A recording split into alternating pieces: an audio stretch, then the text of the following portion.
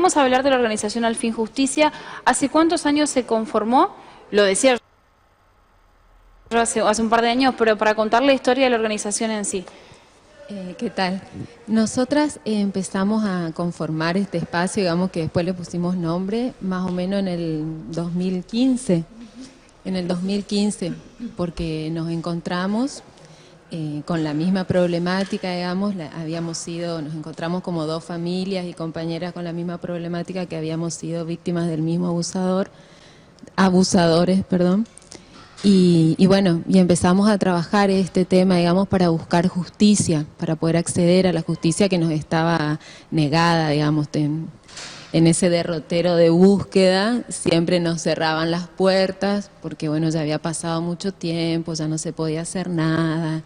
Y bueno, y ahí empezamos. Y fuimos acompañados hasta que conseguimos abogados, psicólogas, y como que todos juntos decidimos ponerle a ese grupo Al Fin Justicia, cuando nos dimos cuenta que podíamos llegar a la denuncia, a entrar en ese camino de pedir la justicia. Justamente estabas mencionando que pasaron muchos años para que dos personas puedan encontrarse, poder hablar del tema, y se da, ¿no?, que hay personas también con esta movida que empiezan a contar lo que les pasó, lo que les hicieron, pero no denuncian. Como que en algún momento lo hacen público en su familia, en el entorno familiar, identifican al abusador, toda la familia se entera, pero queda ahí, en que algunos nos ponemos de un lado, del otro, nos da vergüenza, ¿no?, pero no damos ese pie de judicializar la situación. ¿Cuál es la recomendación que hacen ustedes? No, nosotros no vamos a recomendar nada, digamos, porque me parece que de eso se trata justamente esta nueva ley por la que también peleamos, que nosotros la llamamos Ley de Respeto a los Tiempos de las Víctimas. Los que fuimos víctimas de estos hechos así aberrantes, no nos es fácil hablar. A mí me tardó toda la vida, casi 30 años, y entonces digamos que no estamos en condiciones, ni nunca lo vamos a hacer, decir sí, anda a denunciar, porque tampoco es fácil, y entendemos perfectamente de qué se trata eso de respetar el tiempo. Cada una tiene sus tiempos, porque hay mucho que elaborar, hay mucho por lo que pasar. Los traumas son muy grandes, los fantasmas son enormes, el miedo, la culpa, bueno, todas esas son cosas que nos acompañan y que no es fácil, y no todas por ahí pueden tener el mismo acompañamiento, la misma contención. Entonces, bueno, que encuentren en nosotras, quizás las que se quieran acercar, digamos, las podemos contener, pero no es algo, digamos, una condición hacer la denuncia. Cada una como que hace lo que puede, y eso es lo que hay que respetar. Sin embargo, consulto aparte, digamos, si un menor nos indica o nos cuenta esta situación, sea yo una profesora, sea yo una tía, una madre, quien sea alrededor, ¿tengo la obligación de denunciar? Sí, cuando es menor, sí, por supuesto. Cuando es menor, sí. Pero en el caso de los adultos es otro proceso, digamos. Claro. Pero ahí bien lo explicaba la doctora, cómo ellos detectan y cuáles son las cosas que se pueden tener en cuenta para detectarlo, y cómo se actúa y cómo se acciona. Bueno, en ese camino también estamos nosotras, como ahora en esta etapa, organizadas para dar visibilidad, digamos, y bueno, organizamos jornadas de visibilización de este delito, donde distintos profesionales pueden exponer sobre todas estas preguntas que hacían recién, y poder concientizar a la comunidad en general, pero especialmente a los actores directos, digamos, por ejemplo, funcionarios públicos, gente que trabaja dentro del ámbito del Poder Judicial, que, como decía Rosalía, además de que no es fácil poder llegar a contar lo que uno vivió, también es difícil dar ese paso de la denuncia y poder encontrar puertas abiertas también, claro, digamos. Entonces nos damos cuenta que falta mucho, que, digamos, estamos en una etapa positiva porque se está hablando más del tema. Sí. Y bueno, y creo que todos estamos más conscientes que en otros años. Más empáticos también, ¿no? Claro, bueno, sí. Entonces queremos que eso se extienda a los que tienen una acción directa, por ejemplo, en el caso de los operadores judiciales, de los funcionarios judiciales, que son los que tienen que impartir justicia, o los que tienen que investigar y llevar adelante los procesos penales, digamos, puedan tener todos los conocimientos, todas las herramientas necesarias, teniendo en cuenta que es un delito que tiene características propias, que es distinto a otros, entonces es necesario que sean contempladas todas esas instancias, digamos. Y bueno, en eso estamos nosotras ahora en este momento. Recién la doctora mencionaba que cuando un menor se acerca a contar una situación hay que creerle.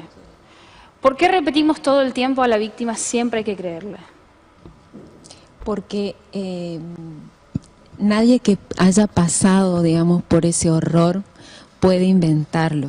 Y porque cuando uno escucha a una víctima, se da cuenta perfectamente que le está diciendo, porque uno trae al recuerdo y a las palabras hechos horrorosos, en momentos espantosos de su vida. O sea que no, es imposible. Cualquiera que escuche una víctima, yo creo que esos que dicen, ay, ¿cómo no?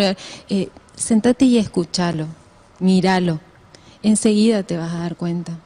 No es lindo, no es gracioso contar una cosa así, digamos, no te hace famoso, no sos importante, vos estás relatando algo que te atravesó la vida y que te la marcó para siempre y que te deja traumas con los que convivís todos los días. Entonces, no sé, para mí es tan sencillo creer, digamos, pero claro, más a una criatura. Por ahí cuando hablamos de niños, como adultos, a veces estamos acostumbrados a pensar que el niño fabula, que el niño miente, que inventa. Sí, el niño inventa situaciones con personas.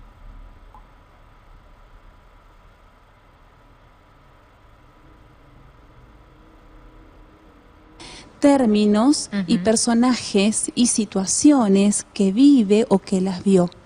Pero nunca te va a inventar una situación de abuso sexual infantil si no la vivió, porque no tiene de dónde imaginarla. Claro. De ahí la importancia de poder entender que un niño nunca va a mentir en relación a una situación de abuso sexual infantil.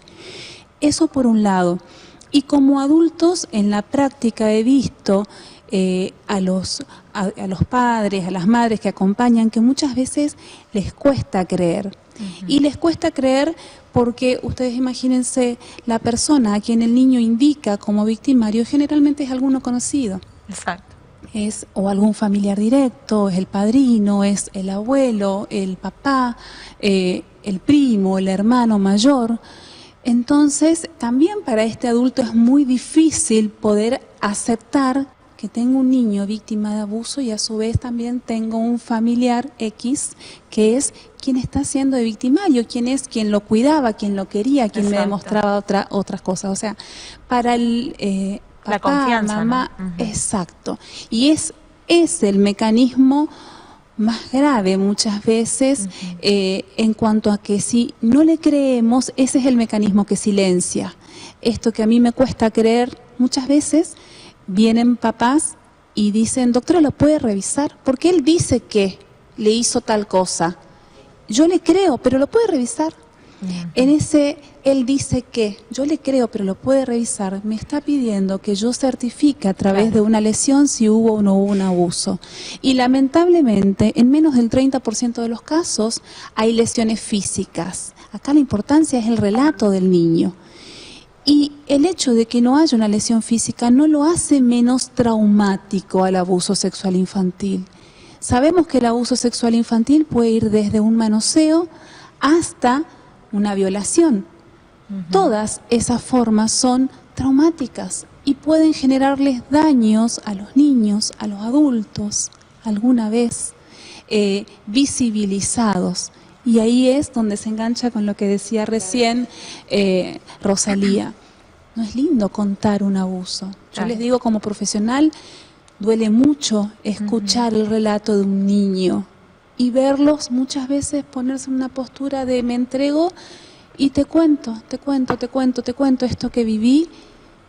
Es impactante ver que un niño ha vivido esta situación aberrante.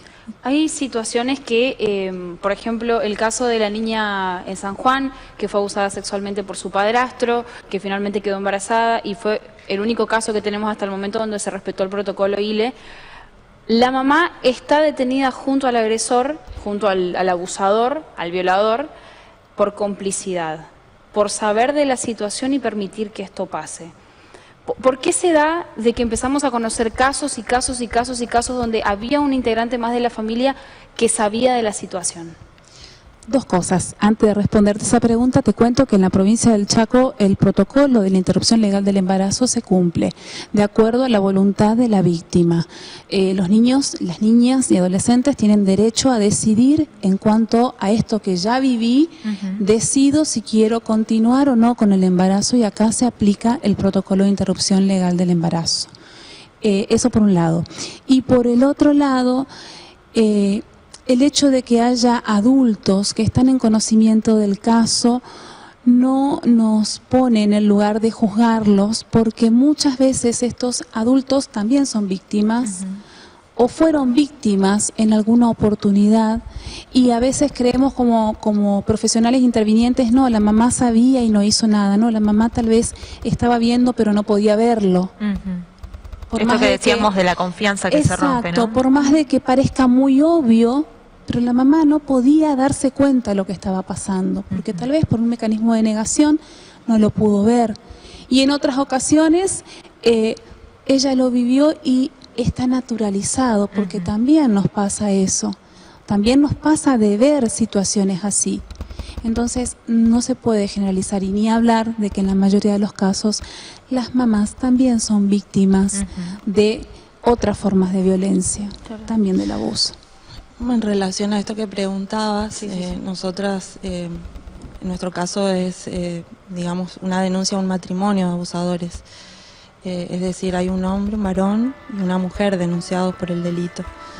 En todo este camino que recorrimos también hemos visto otros casos similares, y sabemos que la perversión está encarnada tanto por un varón como por una mujer, o sea, a veces cumpliendo distintos roles, a veces siendo las mujeres también abusando de los niños, digamos.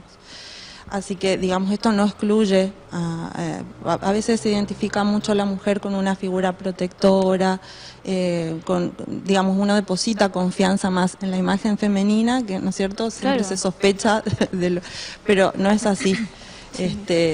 Esto lamentablemente sucede, digamos, y bueno, nuestro caso es un ejemplo de ello, digamos. En nuestro caso hay una mujer abusadora y un hombre abusador. En Al Fin Justicia, que lo están manejando hace un tiempo, ¿qué avances vieron las víctimas que se acercaron, que hablaron con ustedes? ¿Pudieron ver algún avance, en cuanto a las denuncias que se fueron haciendo? Denuncias tal vez no concretadas, pero sí hacia ustedes. Con respecto a las víctimas que se acercaron, digamos, el avance es que tienen confianza, que se sienten escuchadas, que no, como que no estamos solas, que eso es un gran avance, que uno no se siente sola, porque uno cuando está en silencio cree que solamente a una le pasó y que es una vergüenza y que tuvo la culpa y que para qué va a venir a decirlo ahora, que va a lastimar a todo el mundo. Y bueno, y cuando se encuentra con personas que pasaron por lo mismo y se dan cuenta que no es así, digamos que es aliviador. Eso es un avance, digamos, nosotros lo vemos como un avance. Después, en lo que se refiere a la justicia, los avances son muy poquititos, si es que hay, digamos, muy todavía lentos. Sí, no, y todavía se está peleando por el hecho de que se le dé curso a estas denuncias, porque por lo general de entrada quieren considerarlas como que están prescriptas y ya ni se puede investigar, digamos, como que, bueno, hablaste, callate igual, digamos, te siguen silencio. Esa imagen que vemos del niñito así, cuando es abusado, que no puede hablar, en el sensación. Adulto parece que se sacó y pudo decir por un ratito, pero se la vuelven a poner. Así que, bueno, la verdad que es una pelea importante, una lucha importante la que se da ahí dentro de la justicia con los operadores judiciales para que puedan tener una mirada que nos incluya.